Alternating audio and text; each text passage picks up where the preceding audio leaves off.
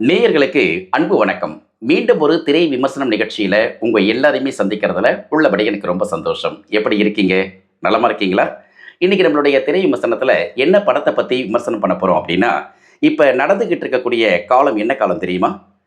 சட்டப்பேரவைக்கான தேர்தலுக்கான காலம். தேர்தல் காலத்துல வெவ்வேறு கட்சி தலைவர்கள் தங்களுடைய கட்சிக்கான கொள்கைக்காக, தங்களுடைய கட்சியினுடைய வாக்குக்காக நிறைய பேர் களத்துல நின்னு போராடிக்கிட்டு இருக்காங்க. புதிய கட்சி, பழைய கட்சி, எதிர்க்கட்சி இப்படி ஏகப்பட்ட கட்சிகள், ஆளுங்கட்சியை எதிர்த்து எதிர்க்கட்சிகள் இப்படி போயிட்டு இருக்கும் இல்லையா? இந்த நிகழ்கால சம்பவங்களை பின்னணியாக வச்சுக்கிட்டு, இந்த நேரத்திற்கு அனல் பறக்க விவாதம் நடந்துகிட்டு இருக்கக்கூடிய சந்தர்ப்பத்துல ஒரு சினிமா, அந்த சினிமா இந்த அரசியலை, இந்த சமீப கால நடைமுறையில் நடந்து கொண்டிருக்கக்கூடிய அரசியலை பேசக்கூடிய ஒரு திரைப்படம். ஒரு சட்டைரிஸ்டிக்கான ஒரு படமாக வந்திருக்கு. ஸோ இந்த படத்தை பற்றி தான் விமர்சனம் பண்ண போகிறோம். என்ன படம் அப்படின்னா வெஞ்சன்ஸ். இந்த படத்தினுடைய விமர்சனத்தை தான் இன்னைக்கு நம்ம பார்க்க போகிறோம். வாங்க நிகழ்ச்சிக்கு போகலாம். ப்ராக்யூரமைண்ட் ஏஐ புத்திசாலியான தானியங்கி செயல்பாடுகள் மற்றும் நேரடி தகவல்களுடன் கொள்முதல் செயல்முறையை மாற்றுகிறது. ஏஐ சலுகை பகுப்பாய்வு முதல் சந்தை நுண்ணறிவு வரை ப்ரொக்யூர்மைண்ட் ஏஐ குழுக்களுக்கு விரைவாகவும் புத்திசாலியாகவும் நம்பிக்கையுடன் முடிவுகள் எடுக்க உதவுகிறது. வெஞ்சன்ஸ் அப்படின்னோடனே உங்களுக்கு இந்த டைட்டிலே உங்களுக்கு கதை சொல்லிட்டு இருக்கோம் இல்லையா? கண்டிப்பா. இன்னைக்கு அரசியல்ல பல இடங்கள்ல வெஞ்சன்ஸ் தான். அதாவது வச்சு செய்றாங்கப்பா அப்படிங்கிற மாரியும், சில நேரங்கள் நம்மளுக்கே எதிர்பாராத சில விஷயங்கள், திருப்பு முனைகள்லாம் நடக்குதே அப்படின்னு நினைக்கும்போது ஆச்சரியமா இருக்கு இல்லையா? அப்படிப்பட்ட ஒரு பின்னணி தான் வெஞ்சன்ஸ். அந்த தலைப்பே ரொம்ப அழகா இருக்கு. படத்தினுடைய கதை என்ன அப்படின்னா, முன்னாள் மறைந்த தமிழக முதலமைச்சர் ஜெயலலிதா அவர்களுடைய உருவ சாயலோட ஒரு கேரக்டர். ஸோ அந்த கேரக்டர் இந்த சமீப கால சமகால அரசியலை பின்னணியாக வைத்துக்கொண்டு ஒரு படத்தை உருவாக்கும் போது, இது அதை சொல்லுதா? அதுக்கான கதை காலம் இதுவா? இல்லை இதுதான் இந்த விஷயத்தை பேசுவதற்காக எடுக்கப்பட்ட படத்திற்கான மிக முக்கியமான நாட்டா? அப்படின்னு நம்மளை யோசிக்க வைக்குது இல்லையா? அதுவே இந்த படத்தினுடைய பலம்.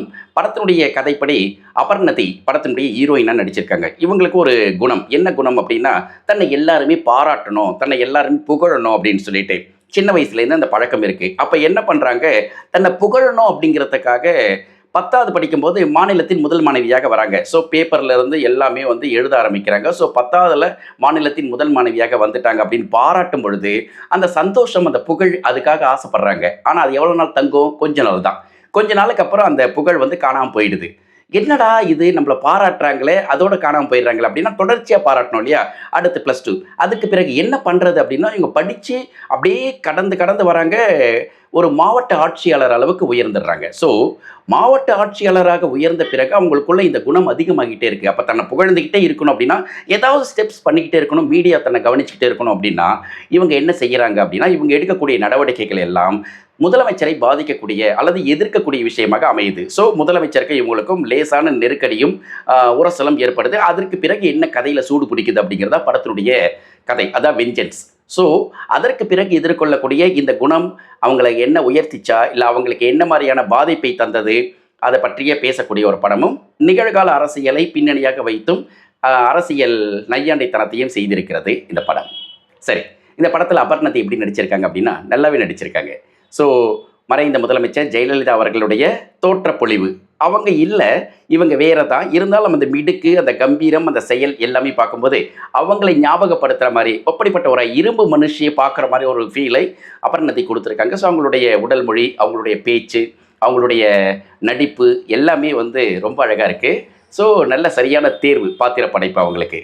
அதே போல் முதலமைச்சராக நடிச்சிருக்கார் இளவரசு. இளவரசு முதலமைச்சராக இருக்கிறப்ப அபர்ணதியை நேருக்கு நேர் சந்திக்கிற சமயத்திலையும் அவருடைய நடிப்பும் இந்த படத்துக்கு துணை செய்யுது. அப்புறம் இப்போ இந்த இடத்துல வந்து ஒன்றிய அமைச்சராக ஜான் விஜய் நடிச்சிருக்கார். அப்புறம் அபர்ணதியுடைய அப்பாவாக காளி வெங்கட், அப்படியே உருக்கமான அப்பாவாக அவர் இருக்கார். அதுக்கப்புறம் வந்து எதிர்க்கட்சி தலைவராக லிவிங்ஸ்டன் வர்றாரு. அதுக்கப்புறம் வந்து முன்னாள் முதலமைச்சராக ஒய்ஜி மகேந்திரா வர்றாரு. அதுக்கப்புறம் அமைச்சராக சரவண சுப்பையா, இன்னொரு பக்கம் பிரதமராக மங்கள், இவங்களெல்லாம் பார்க்க முடியுது. இதை தாண்டி டிஎம் கார்த்தி, அதுக்கப்புறம் வந்து சுரேஷ் சக்கரவர்த்தி, அப்புறம் வந்து சச்சு மேடம், அதற்கு பிறகு இன்னொருத்தங்களை பார்த்தோமே சாய் தன்யா, அதுக்கப்புறம் வந்து ரேகா நாயர், குழந்தை சம்யுக்தா, இவங்க எல்லாருமே படத்தில் அங்கொன்றும் அங்கொன்றுமாக பார்க்குறோம். எல்லாமே பாத்திர படைப்பும் அந்த கதாபாத்திரத்துக்கு ஏற்ற மாதிரி சரியாக பயன்படுத்தி இருக்கிறாங்க. அப்படிங்கிறதும் நிகழ்கால அரசியலை பேசுறதுனால படத்தோடு நம்மளோட ட்ராவல் பண்ண முடியுது ஈஸியாக. படத்தினுடைய ஒளிப்பதிவு எம்எஸ் பிரபு நல்லா பண்ணியிருக்கார். ஒரு அரசியல் பின்புலத்தோட இந்த கதையை சொல்லணும் அப்படிங்கிறப்ப அந்த கேமரா எப்படி இருக்கணுமோ அதுக்கேற்ற மாதிரி அவருடைய வேலையை செஞ்சிருக்கார். இம்ரானுடைய படத்துக்கும் படத்திற்கு பலமாக இருக்கிறது. படத்துக்கான இசை வந்து கார்த்திக் ராஜா பின்னணி இசையில் மிக கவனமாக இருக்கிறார். பாடல்களிலும் அழகாக தன்னை அடையாளப்படுத்திக்கிறார். ரொம்ப நாட்களுக்கு அப்புறம் கார்த்திக் ராஜாவுடைய மியூசிக் கேட்கும்போது நம்மள மனசுக்கு ஆறுதலாக இருக்குது. ஒட்டுமொத்தமாக படத்தினுடைய கேப்டனை பற்றி பேசணும்னா ராகுல் அசோக் அவர் தான் வந்து படத்தினுடைய இயக்குனராக இந்த படத்தை மிக அழகாக செஞ்சிருக்கார். ஏன்னா இப்போ சமகால அரசியலை பேசுகிறப்ப எங்கேயாவது ஒரு இடத்துல ஒரு விஷயத்தை பேசினால் இவங்கள தான் சொன்னாங்க, அதே போல் ஒரு விஷயத்தை கோடிட்டு போகும்போது இது டீகோடிங் பண்ணுறாங்க இந்த கட்சிக்காக அப்படின்னு சொல்லும்போது கண்டிப்பாக அது வந்து ஒரு நெருக்கடியை ஏற்படுத்தவே செய்யும் இல்லையா. ஒரு படத்தில் இந்த விஷயம் பேசும்போது இல்லை காட்சி அவங்கள மாதிரி இருக்கிறாங்க அப்படின்னாவே முடிஞ்சது கதை. அந்த கட்சியை தான் அவங்க சுட்டி காட்டுறாங்கன்ட்டு. ஆனால் வெளிப்படையாகவே பேசினா கூட இதில் ரொம்ப ரொம்ப சர்க்காஸ்டிக்காக பண்ணியிருக்காங்கன்றதும் வெஞ்சன்ஸ் அப்படிங்கிற அந்த தலைப்பு கொட்டி அந்த கதைக்குள்ளார இருக்கக்கூடிய கதாபாத்திரங்களை பேச விட்டு நிகழ்கால அரசியலை வைத்து பேசி இருப்பது மிகப்பெரிய புத்திசாலித்தனம். அதில் வந்து ராகுல் அசோக் வந்து ரொம்ப அழகாக பண்ணியிருக்கார். அவருக்கு நம்மளுடைய வாழ்த்துக்கள். ஒட்டுமொத்தமாக படத்தை பற்றி சொல்லணும் அப்படின்னா வெஞ்சன்ஸ் பார்க்கக்கூடிய படம். அரசியல் பார்வையாளர்களுக்கு, அரசியல் பிடித்தவர்களுக்கு, அரசியலில் இன்று தன்னுடைய கருத்துக்களை பதிவு செய்து கொண்டிருப்பவர்களுக்கு படத்தை ஒரு முறை போய் பார்க்கலாம் அப்படின்னு ஆசைப்பட்டீங்கன்னா கண்டிப்பாக பார்க்கலாம். ஓகேவா? குட்.